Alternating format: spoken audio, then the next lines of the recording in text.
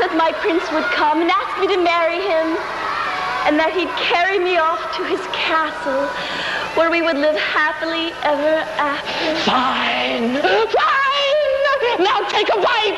Don't let the wish grow cold! Hey there, dreamers, and welcome back to Imagine with Royce. If you are new to my channel, hello and welcome. My name is Royce. I'm a painter, sculptor, and a collector. Today, instead of animatronics, and by the way, don't worry, I have a heap load of animatronic videos coming up for you, we are going to be discussing Disney films, live actions, where it started and where I hope it's going.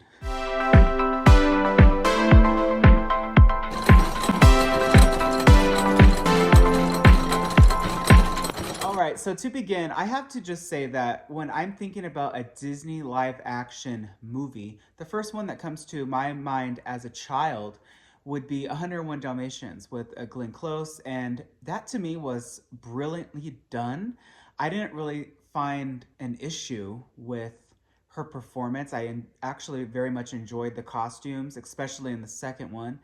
And I don't know when it happened. Was it with Pirates of the Caribbean or with Alice in Wonderland in 2010? Something happened around that time where Disney was like, hey, this makes money, and now let's just pour our heart and soul into this. But I don't know about all of you, but for me personally, I am a child of the 90s. So I grew up in the Renaissance era. I'm a Renaissance boy to and through, and I got to enjoy all of those movies in the theaters. I could still remember seeing Hercules and Tarzan and Emperor's New Groove, Atlantis, all of those just incredible, incredible movies. And Disney was just popping them out left and right. I mean, it was going strong. They couldn't mess up, opposed to Home on the Range, but that's a different story. So I don't know when it really started, but I did promise that I would do a review on Snow White. So if you haven't watched it, skip to the later part of this video. But if you have, you know, beware of spoilers. I will say that I enjoyed the new Snow White movie. I think that it had a strong beginning with the backstory as to how Snow White's parents passed away. That's something that I think Disney sometimes just needs to leave to the imagination of the viewer. We don't always need a full 30-minute, you know, biography and backstory and history. Sometimes it's good not to know, because it really doesn't affect what's going on with the character when you watch it in the movie, right? I mean, if we hadn't had that backstory in Snow White, would we still have enjoyed it as much as we would have? Yes, it really doesn't matter. But the beginning was strong, the end was strong, the middle is where it definitely had a lot of issues. I'm not even going to sugarcoat it. It was terrible. I found myself confused as to why these bandits were in the movie. I found myself confused as to why the 7 dwarfs and them were interacting. There was 7 bandits and there were 7 dwarfs. So that's 14 ensemble casts that are surrounding Snow White, the prince, or Jonathan, and like a million animals. So it was too much happening, in my opinion. And there would be scenes where they'd be dancing and I didn't know really where to look. You could definitely tell, it was clear as day, where the reshoots were. Her wig was shorter and longer. Even between scenes, you could just see the difference. But I will try to focus on the positive. That was definitely the negative. I didn't see the need for the bandits at all. They did nothing to the story. They brought nothing to it at all. I'm just putting that out there. The Queen's performance, she was as good as the script allowed her to be. I think that Gal Gadot is an amazing actress, and she has a very powerful voice, and she just exudes this dominance and this presence to her that as a villain you want, and the costumes were equally as good. Her sets were also absolutely incredible, but just in terms of her story, I almost wanted to see more of her. I personally wouldn't have minded a backstory, kind of like what they did with Maleficent with her character, because she was so luxurious. She did possess powers beyond just the mirror and making potions. She could make flowers appear out of thin air, knives apparently. And her demise, let's just cover that for a minute, because it was so Huntsman with, what was that movie called? Snow White and the Huntsman with the girl that played Bella, Kristen Stewart. And in the end of the second one, where she got trapped in the mirror, the villain, it's kind of like that. I don't know if they stole it or they liked it that much to where it was basically a self-inflicted ending for her. She broke her own mirror and she got trapped in that mirror. So would I want a second? No. Do I like this movie? Like I said in the beginning, there were so many parts of it that I really enjoyed and that were really neat. The costumes for even Snow White, I loved the brocade blue and the beautiful yellows. It was successful to an extent. There was only 3 dwarf beds that I saw, which was interesting. And let's just cover the dwarfs for a minute. There's so much they should have cast actual little people opposed to, of course, what they ended up doing, which is like 3D animated characters. I don't know if actual human being could pull off some of the emotions and the expressions and physical things that those dwarfs did. I do think that they could have tried. There's this old play that was, I think it was in the 80s, where the dwarfs, and I'll pop some clips on here right now that you can see them. That was a live action version, right? And it worked. So I definitely think that they could have done that if they had chose that route, but they chose digital. I will say that there was a scene where Snow White was teaching Dopey to whistle. They were making fun of Dopey, and he walked outside of the cottage really sad, and she followed him out, and she was like, "Can't you talk?" And he was so down on himself for not knowing how to speak. And she was like, "Well, what about whistle?" And she taught him how to whistle. And then they went in, and of course, Whistle While You Work kind of followed. That particular scene was my most favorite from the movie. That is something that I feel Walt would have done. That is something that I would have loved to have seen animated in the 1937 version. I thought it was absolutely incredible. Now, in terms of the hag, there is something to be said on the definition of ugly. And she was definitely scary, but was she ugly? Was she truly horrific to look at? No. It was very much believable. Her walk was incredible. The detail on the black, I don't know if you could tell, but in the movie, it was just like really black. But like in this picture, for instance, you can see that there was so much detail on that outfit. I liked her, how she stomped on her cane once Snow White bit the apple. And I was also very surprised that Snow White bit the apple. I really thought it was going to go a different route where she wasn't going to take the apple or she was going to fight her herself. But it really played out kind of how it went in the movie, except for the queen did not die as the hag. She went back to the castle. She transformed back into her beautiful self, and she ended up being awoken by Jonathan. So it was interesting that they changed that in Maleficent, where Maleficent kissed her, an act of true love. I really did honestly think that Dopey was going to kiss her, because as we all know, Dopey was absolutely in love with Snow White in the movie, as well as Grumpy.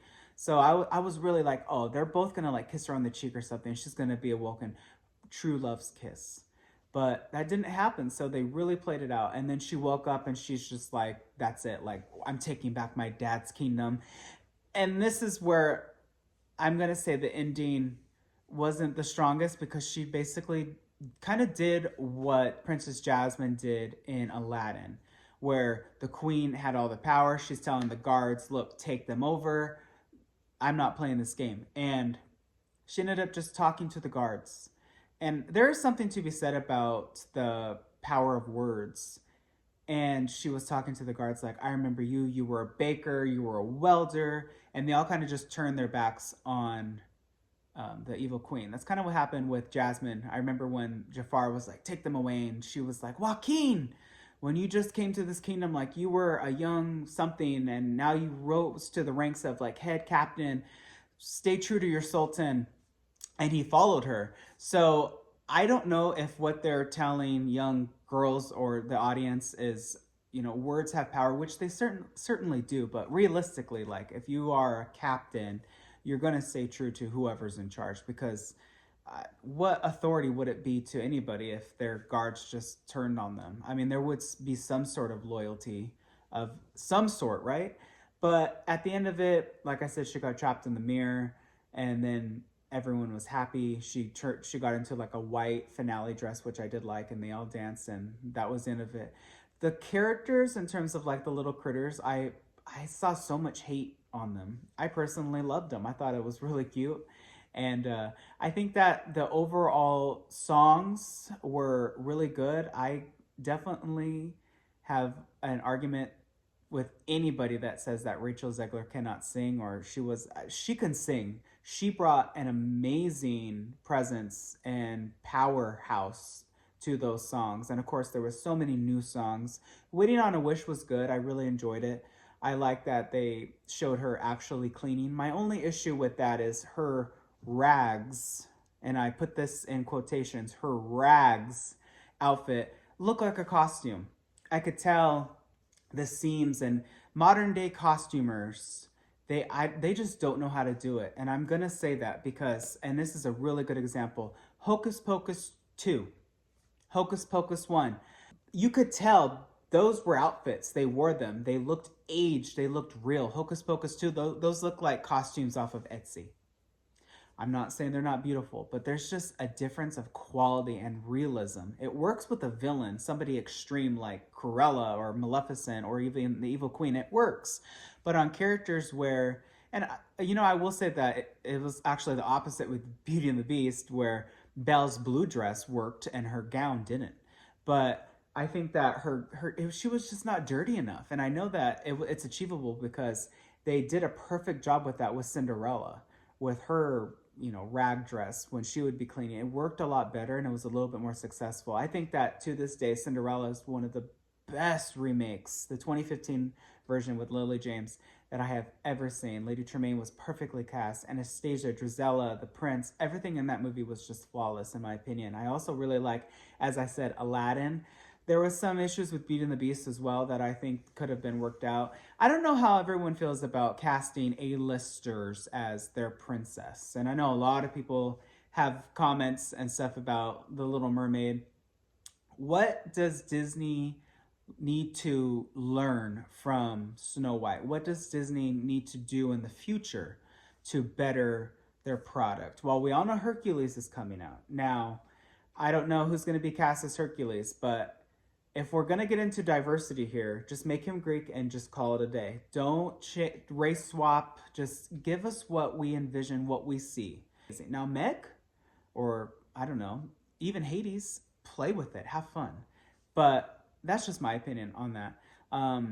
I think that you just really need to find better talent. There's a lot of times where the actors, we want new fresh faces. We're tired of seeing the same people over and over again. I remember there was a period of time where I saw Emily Blunt in everything. I remember I just watched her in Mary Poppins, and then she was in the Jungle Cruise, and now she's in A Quiet Place. I'm just like, oh my gosh, she's everywhere. I can't escape her. Give people auditions, give them a chance to prove themselves. You can't just always, and I understand this is where Disney's issue is. They're too afraid to take risks. At this point in the company's time frame, and of course in their account, they can't afford to take risks. They need to be able to sell something and make sure it sells, call it a day. And this is proven by Toy Story 5, Coco 2, Encanto 2, Moana 2, which I couldn't even finish. So make original content, just make it good. Now, how do you do that? You bring back all that talent that you fired. You stop hiring people that just know people or that are friends with that person. You do the old-fashioned recruiting. You see the people that worked the hardest. I get emails and messages all the time. I want to be an Imagineer. And I tell people it's easier to be friends with an Imagineer and get in than just to apply cold applications, because Disney, as much as I hate to say it, is that type of company where it's not, and you know what, I'll say this, it's not just Disney, it's everywhere. It's not what you know, it's who you know. But that's honestly not working out for your, in Disney's favor anymore, because look at the quality of the products that you're getting. So just something to think about, but that is my review on Snow White, what I think that they should do, and what I hope they've learned, and where I hope that the company goes in the future. What do all of you think? I'm dying to know. Did you watch it? Will you watch it? Will you just wait till it drops on Disney Plus? And if you have any other comments or questions, feel free to drop it, and I may answer it in an entire new video. I wish you all a wonderful day. Be nice to one another. And always remember, dreamers, not only to follow your dreams, but to chase them. I'll catch you in the next one. Yes, that's right, child. Go on, go on. I wish that my prince would come and ask me to marry him, and that he'd carry me off to his castle, where we would live happily ever after. Fine, fine. Now take a bite. Don't let the wish grow cold.